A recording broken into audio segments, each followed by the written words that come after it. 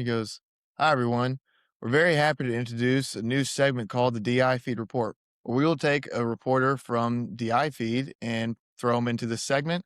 We're very excited to have our very first DI Feed reporter today, Daniel Richardson. Now, let's get into the report.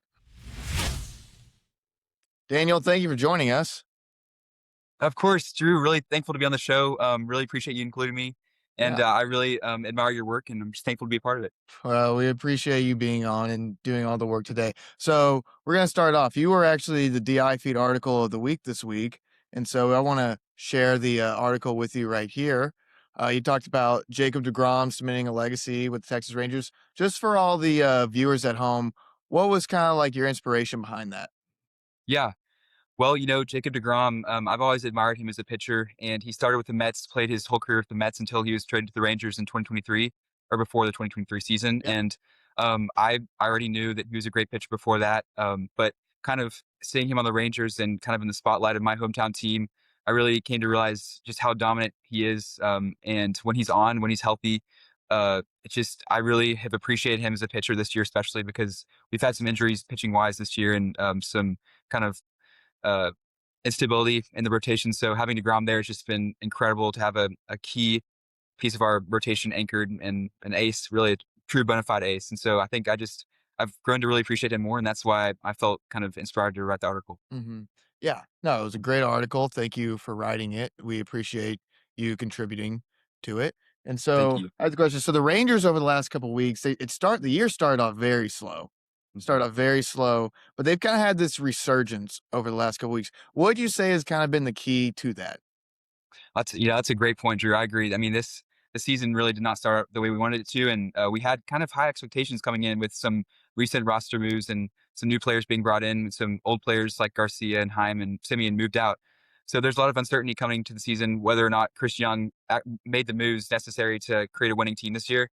I really feel like Chris Young made some additions throughout the year that really changed things. And guys that normally don't get as many opportunities have really taken those opportunities and run and had some great success. I think, in particular, I want to spotlight Nicky Lopez and Elias Diaz, the catcher. Yeah. They both have filled in tremendously for the team. Corey Seager has been on the injured list for the majority of the year. Corey Seager, as you know, Drew, is our best player, and Yeah. he's been our best player for a long time. And He's he's been awesome. injured, and it's really unfortunate he's injured. But I think Nicky Lopez is a tremendous player. You brought him in for his defense. Actually, he wasn't known for his offense that much. He's with the Royals for a while, Yeah. um, and he really wasn't known for his offense. But we knew he was going to be solid in the middle infield. And he is really surprised. He's hitting clearly over 300 this year, especially with the Rangers, and it's just been really fun to watch how he contributes. And with guys on base, he's driving runs in, getting just base hits in the best possible situations right when you need him. So I think guys like Nicky Lopez, Elias Diaz, we lost Mhm. Danny Jansen to injury. He's Yeah. coming back shortly. He should be, but with Kyle Higashioka back there, we needed another guy to step up, and we got Elias Diaz, and he's been a good bat for us as well, and good defense behind the plate. So I think those two additions in particular Yeah. have really um, been good for the Rangers, and I think that's kind of helped us continue our momentum Yeah. um, throughout the season. No, that was great. So, second question we have for you is the trade deadline's coming up. The Rangers, as of actually like 3 minutes ago, are now 48 and 46 when this comes out, whatever they'll be. And do you think they'll be aggressive at the trade deadline, or do you think they'll kind of hold back considering they're in a very weak division this year? That's a really great question, Drew, and I think that's been a question that the Rangers front office has really been considering this year as we've gotten closer to the All Star break. And I believe that the Rangers, I think they have a really good chance of winning the division. As you mentioned, it's been a pretty weak division this year, really the weakest in baseball for that matter. Yeah. And I think that the Rangers have a real chance if they can continue on their hot streak of winning the division or at least placing high enough in the wild card to make it to the playoffs. So, in my opinion, I think that they should either stand pat or add. The only problem is our farm system has been rather drained over the last few Yeah. years because we've made some significant additions, and that's cost us quite a bit from the minor leagues standpoint. So it'd be difficult to bring in any massive returns or players with our minor leagues players. We'd have to get creative, and I believe the Rangers could do that. But I think that with the way the roster is, we're bringing back a couple guys from injury, specifically Jordan Montgomery and Yeah. Cody Bradford, hopefully big time pitchers that have done well for us in the past. And I believe the Rangers will be hoping that they can provide leg up that we need heading into the stretch after the All-Star break. We have a pretty tough stretch coming up after the Yeah. All-Star break. Played the Mariners and Rays a couple series, and Yeah. so I think really I don't think we're gonna try to add too much. I think we'll maybe stand pat and just hope that these injuries, the guys that are coming back from injuries, add the boost we need. Mhm. Really, I've heard some rumors about trades as well. Um, some big names, Corey Seager. Really, he's been Yeah. injured, and the only thing is his payroll is the thing that's weighing It's us too down. big. Is So it 33 million a year, I think, is that which that sounds nice.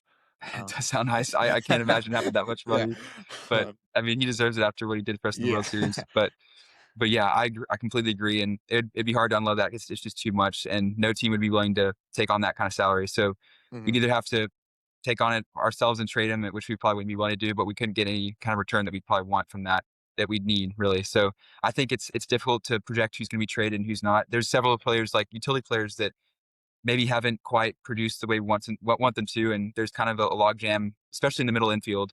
Um, Mhm. between you've got Duran, Josh H. Smith, who I love, but he was just sent down.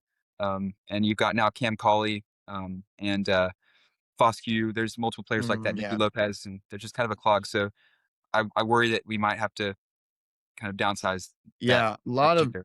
A lot of good a lot of good players that the Rangers have added. So you make some great points there. I would say, my third question, he goes, "Who would you say this year has probably been the standout player that's kinda, like, kept the team alive in certain times or just kinda, like, even been a culture guy in a sense?" Mm. I love that question because I think there's a lot of players that could be that player on the Rangers this year. A Mhm. lot of guys have stepped up that we didn't expect to step up that have really made a difference. But I really want to highlight Ezekiel Duran Yeah, in specific.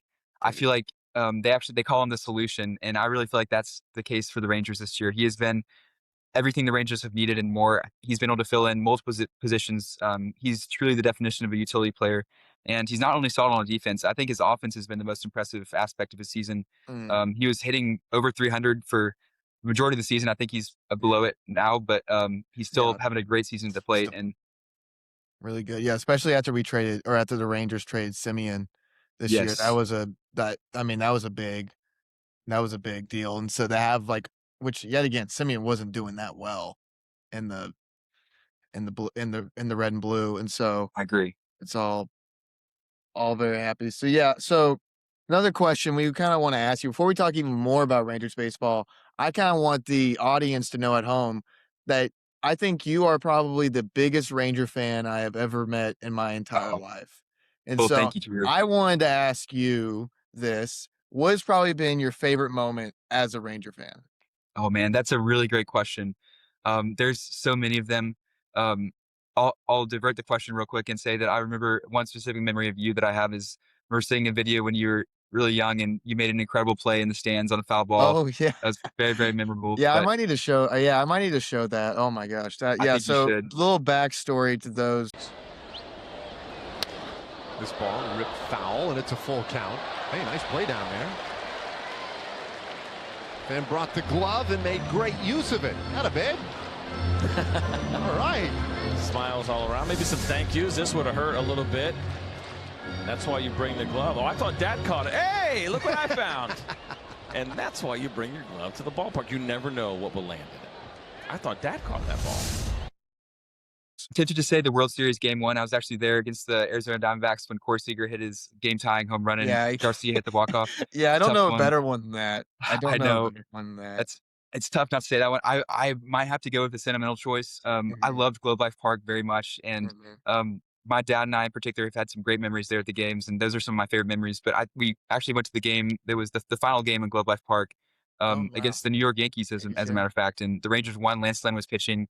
I just think that just was a special moment because it was kind of capping off a great tenure Yeah. there at Globe Life Park, and Well, I'm happy you mentioned kinda the old stadium because for those of you who aren't Rangers fans, we kinda had a great stadium. We had a great outdoor stadium, and the only problem is it was outside in August in Texas, and so it just kinda had its drawbacks.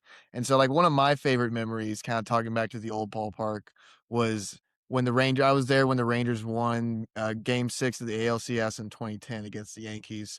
I just remember kinda, like, doing a dog pile with my dad, and that was always a very fun, like, good memory. And so I'm incredible. very I'm very excited about this. So Daniel, another question we kinda have is your reporter, who's probably been your favorite Ranger player ever? Oh my goodness. Well, Adrian Beltre, Mm, probably all time. It's definitely shifted throughout the years. Adrian Beltre, though, is definitely my favorite player. I mean, he's probably that's an easy answer mhm. because of his incredible tenure with the Rangers, Hall of Famer, one of the best third basemen of all time. In my opinion, he truly is one of the best. You can put Mike Schmidt, Cal Ripken Jr. up there, but I really think Beltre is one of the best. Over 3,000 hits. I will say recently, Adolis Garcia was my favorite player. Yeah, After the Beltre era ended in 2017, Adolis Garcia, or maybe 2018 actually, but Adolis yeah. Garcia was up there, and I was really sad when we traded him, but it ended up probably being the Did best he sign did he best piece of the sign with the team. Phillies or we trade him? Did he sign? You know, you're right, Drew. You're right. I He see, signed with yeah, the Phillies. That's not exactly right. not important, but yeah. No, you're right. I was wrong. No, Yes, no, but I think he's had a tough year with the Phillies, so which is unfortunate. But yeah, well, I think he's out for the year, which is unfortunate. Because oh, when yeah, and here's the thing about to those of you who don't know Adolis Garcia, when he is on point, it is it's one of the best things to watch, especially if he's on your team. If you're an Astros fan, it sucks, but when he's but when he's on your team, it's amazing. And oh, I'm sure. so but He owns yeah, the Astros. ugh, but oh my gosh. Well, Daniel, thank you so much for joining us. We really appreciate you joining the very first episode of the DI Feed Rundown and for being a supporter of us since the beginning. I think you were actually the first person to join the DI Feed Rundown that wasn't myself. So I thank you for that. I thank you for being the best friend and the best person in the world. And so I just want to say have a great summer and thanks again, man. Well, Drew, thank you so much. I'm really honored to be on here, and I just think what you're doing is incredible. And to be a part of something so innovative and just incredible is a true blessing. And I'm just thankful to do it with you because I really love talking Rangers baseball with you. It's one of my favorite things to do, and so it's Yeah. cool to be able to do it as a part of the rundown. Yeah. Cool. I appreciate it, Daniel. Have a great night. Thank you, Drew. You as well.